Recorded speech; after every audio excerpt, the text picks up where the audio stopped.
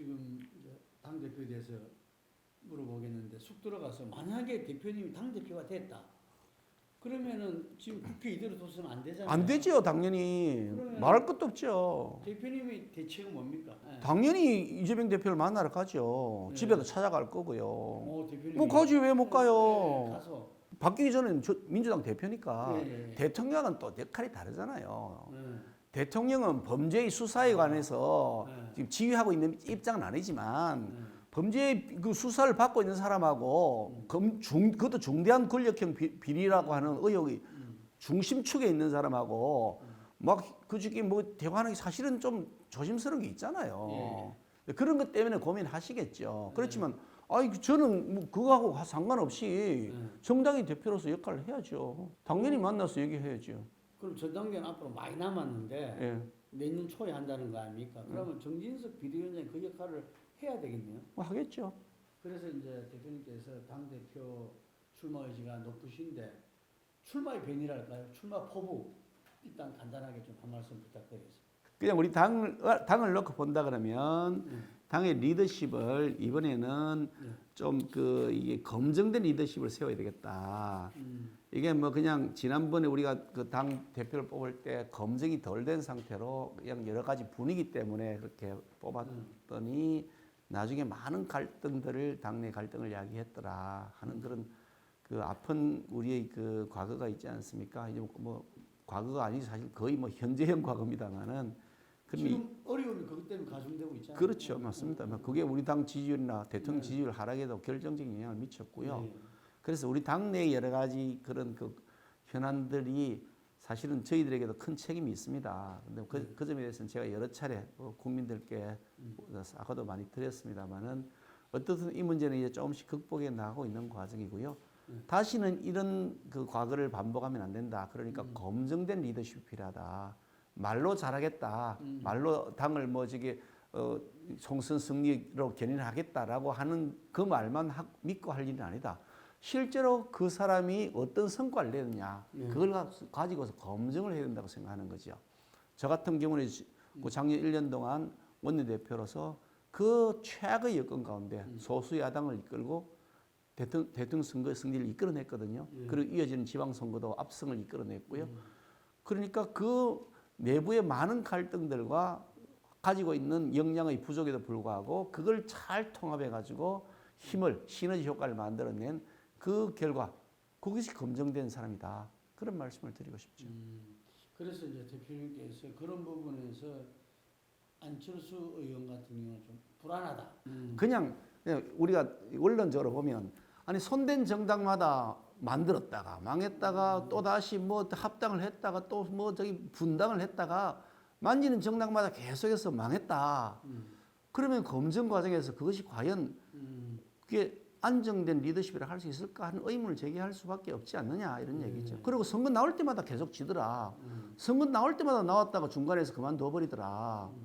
그리고 선거 나올 때마다 지고 선거 나올 때마다 그만두면 다음 총선을 본인이 늘 선거 나올 때마다 쥐거나 뭐 중간에서 그만둬 버렸다 그러면 그건 말이 아니라 객관적 팩트를 제대로 보자. 그런 얘기죠. 과거의 히스토리를 보라는 겁니다. 지금 그 국힘 전당대회에서 아주 이례적인 게 제가 보기에는 그 유승민 의원이 여론조사 당대표 1위 나오는 게 이례적이거든요. 상당히 저희 같은 사람이 볼 때도 조금 이해하기 어려운 이런 이제 여론 1위가 계속 나오고 있어요. 그건 물론 이제 당심이 아니라 전체 물어보는 건데 그거는 어떻게 봅니까? 혹자는 뭐 민주당 사람들이 많이 참여해서 그런 거다 이런 말도 있고. 혹자의 얘기가 아니고 그 데이터가 그렇더만요. 혹자의 얘기가 아니고 데이터가 나와 있잖아요. 로 데이터가 있잖아요. 민주당 지지하는 사람이 뭐 압도적으로 유승민을 지지하더만요. 그럼 뭐 혹자의 얘기할 것도 없어. 그건 객관적인 수치인데 숫자를 보면 아는 걸 갖고 뭐 굳이 설명할 필요가 있나요? 그래서 선거법에 지난번에도 논란이 있었던 역선택 반지를 해야 된다 이런 이야기가 나오거든요. 룰을 개정해야 된다. 룰 개정이 아니면 현재 룰을 그대로 되겠습니다.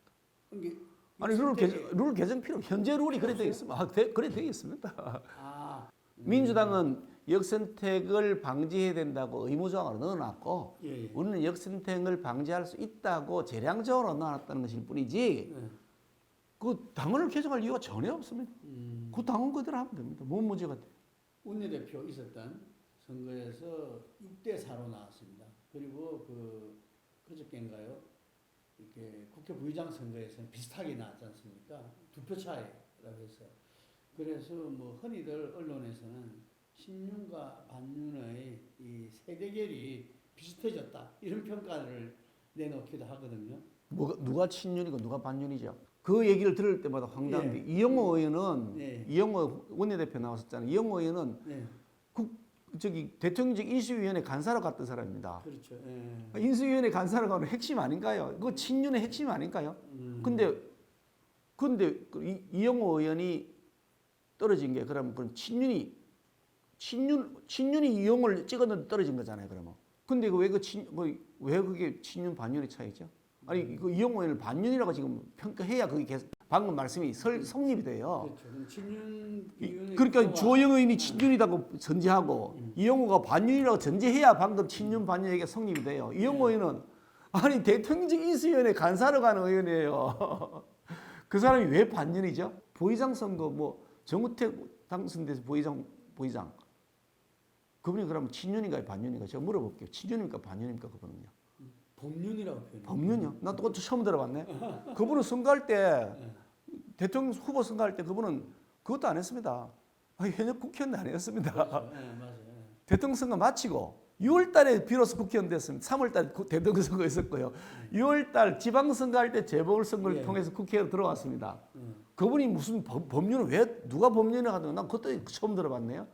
전당대 시기는 이제는 뭐 거의 이야기가 좀 이렇게 모아지는 거죠. 어쩔 수 없이 정기국회 이후에 공고하고 내년 2월 정도. 모르겠습니다. 언제 할지는 저도 뭐 제가 말씀드릴 수 있는 사안이 아니어서 최고위원회 선수가 자꾸 뭐 전당대 룰 가지고 얘기하고 뭐 시기 얘기하니까 뭐 자기한테 유리하게 하려한다 뭐 이따위 소리들 해서 참 어이가 없어서 더 이상 얘기하지 않기로 했습니다.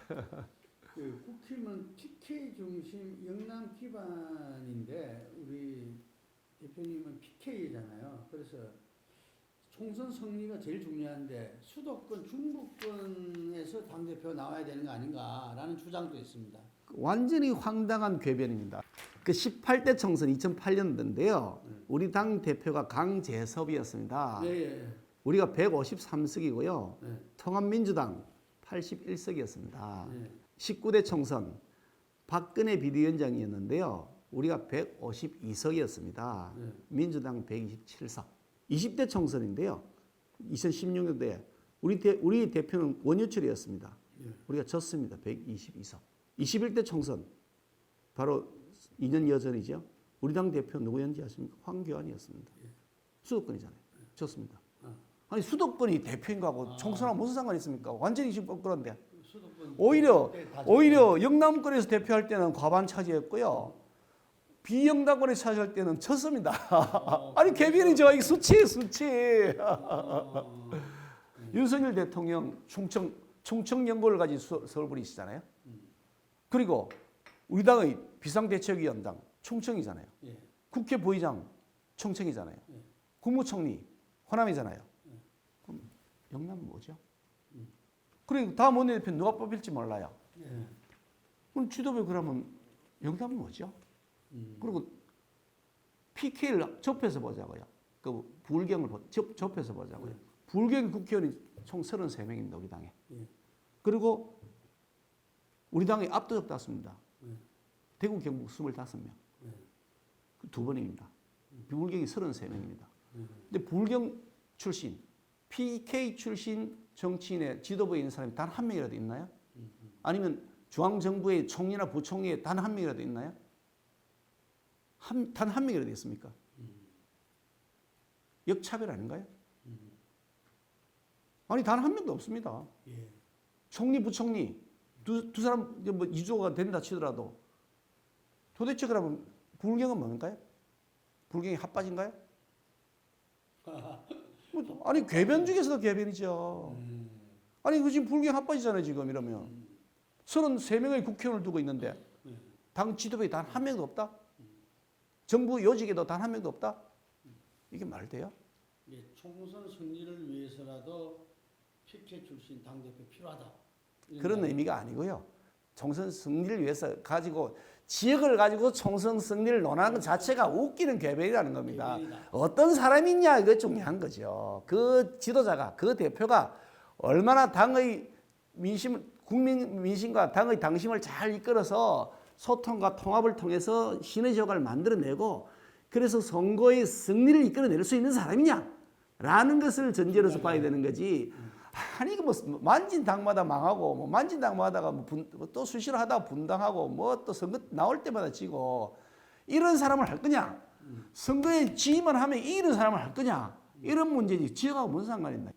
주 타겟은 안철수 의원이에요. 아니 주 타겟은 아무도 없습니다. 아무도 없습니다. 그냥 제가 압도적으로 당선될 겁니다. 압도적으로 이게 제 말이 맞잖아요.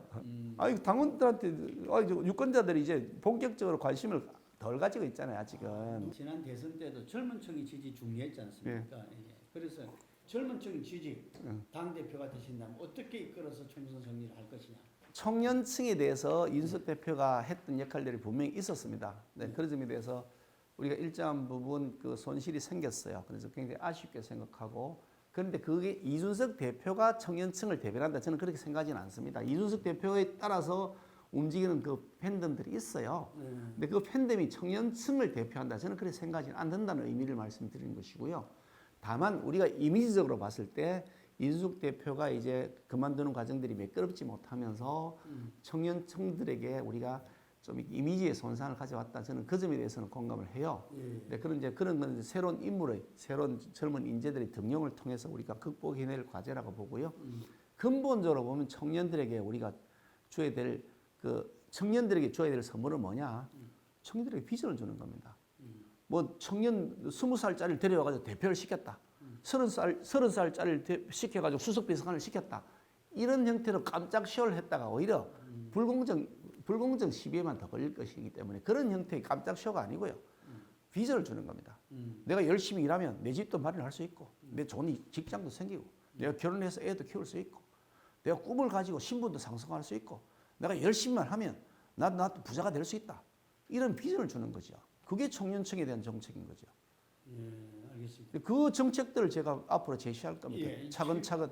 최근에 그 국민의힘에 도로한국당 됐다는 비판도 이렇게 언론에 좀 봤습니다. 봤는데 이 어쨌든 국힘의 그 혁신 대선 승리, 지방선거 승리는 했지만 당이 자체적으로 혁신을 이뤄냈느냐 이런 평가에 대해서는 다들 겸허하더라고요.